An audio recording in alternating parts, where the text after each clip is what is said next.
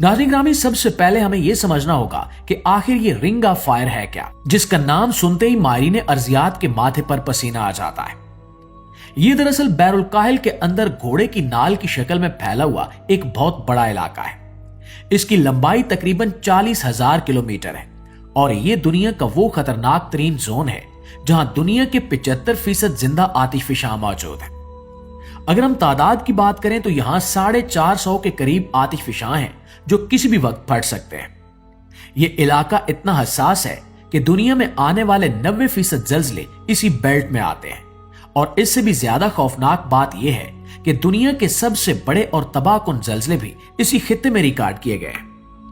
ये ring of fire जनूबी America, शुमाली अमेरिका, रूस, जापान, इंडोनेशिया और न्यूजीलैंड तक फैला हुआ है। यानी अगर इसमें बड़ी हलचल होती है तो अमेरिका से लेकर ऑस्ट्रेलिया तक और जापान से लेकर इंडोनेशिया तक कोई भी महफूज नहीं रहेगा। ये एक ऐसी जंजीर है जिसकी एक कड़ी हिलती है तो पूरी दुनिया लरज उठती है।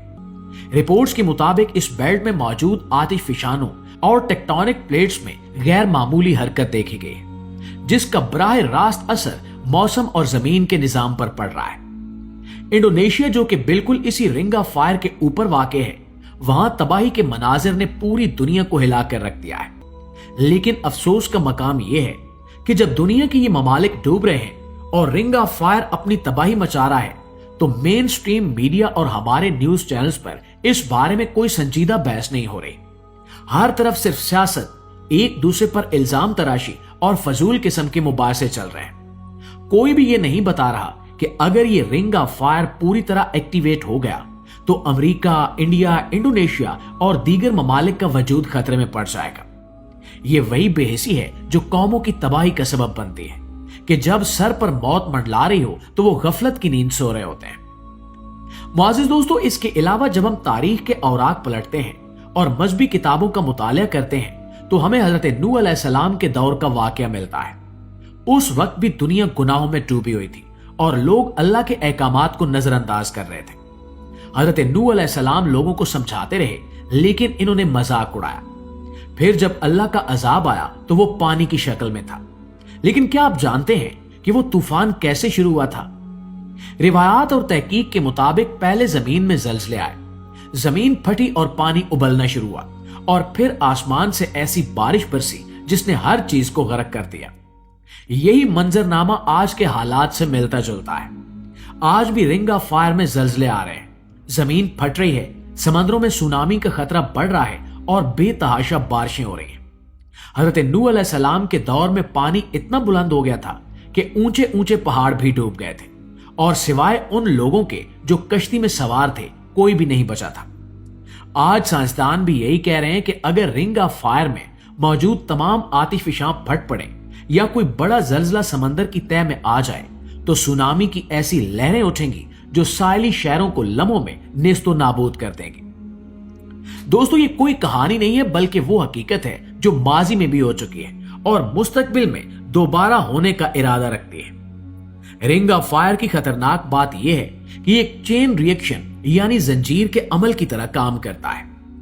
जब एक जगह बड़ी प्लेट हिलती है तो इसका दबाव दूसरी प्लेट पर पड़ता है। अगर इंडोनेशिया में बड़ा जल्जला आता है तो इस बात का कवी इम्कान है कि जापान या अमेरिका के मगरबी साहिल पर भी जल्जला आएगा। इस वक्त हम जो कुछ देख रहे हैं ये महज शुरुआत है। साइंसदान काफी अरसे से वार्निंग दे रहे थे कि ये खामोश आतिशफशां अब जाग रहे हैं। जमीन का अंदरूनी दर्जा हरारत बढ़ रहा है और क्लाइमेट चेंज यानी मौसमियाती तब्दीली ने जलती पर तेल का काम किया है। ग्लेशियर्स पिघल रहे हैं जिससे समंदरों की सतह बुलंद हो रही है और पानी का दबाव जमीन की प्लेटों पर बढ़ रहा है।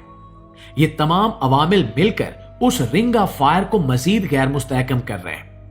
जो लोग ये समझ रहे हैं कि ये सैलाब और तूफान सिर्फ एशिया के चंद गरीब ममालिक का मसला है, वो बहुत बड़ी गलतफहमी में है। कुदरत का निजाम सबके लिए एक जैसा है और जब यह निजाम बिगड़ता है तो अमीर और गरीब का फर्क मिट जाता है। नाज़रीन ग्रामी, आखिर में हमें यह बात याद रखनी चाहिए कि रिंग ऑफ फायर का जागना कोई मामूली वाकया नहीं है। यह जमीन के इर्तिका और तबाही के अमल का एक हिस्सा है। जो आग समंदर के नीचे दहक रही है वो किसी भी वक्त पानी को चीरती हुई बाहर आ सकती है। इंडोनेशिया और श्रीलंका के वाकयात हमें झंझोड़ने के लिए काफी होने चाहिए। ये कुदरत की तरफ से वार्निंग शॉट्स हैं। अगर हमने अब भी सबक ना सीखा और अपनी रविश न बदली तो फिर शायद हमें संभलने का मौका भी न मिले। जिस तरह नूह अलैहिस्सलाम की कौम ने पानी के अजाब को नामुमकिन समझा था और फिर गर्क हो गई थी, कहीं हम भी इसी गलतफहमी के शिकार तो नहीं है कि जदीद टेक्नोलॉजी हमें बचा लेगी। याद रखिए कि जब जमीन हिलती है तो बड़ी बड़ी इमारतें रेत के घरौंदों की तरह गिर जाती हैं, और जब समंदर बिफरता है तो जदीद तरीन बहरी जहाज भी तिनके की तरह बह जाते हैं।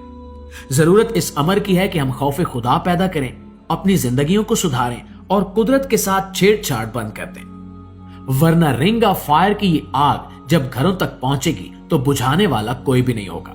और दोस्तों, अगर आप इस मौजू की संगीनी को समझते हैं तो इस पैगाम को आगे पहुंचाइए। ये सिर्फ खबर नहीं बल्कि आने वाले वक्त की एक खौफनाक पेशगोई है जो हमारी आंखों के सामने पूरी हो रही है। जमीन बोल रही है, समंदर शोर मचा रहे हैं और पहाड़ लरज रहे हैं। अब भी वक्त है कि इंसान जाग जाए, वरना जब मुकम्मल तबाही आएगी तो सिवाय पछतावे के कुछ भी बाकी नहीं रहेगा।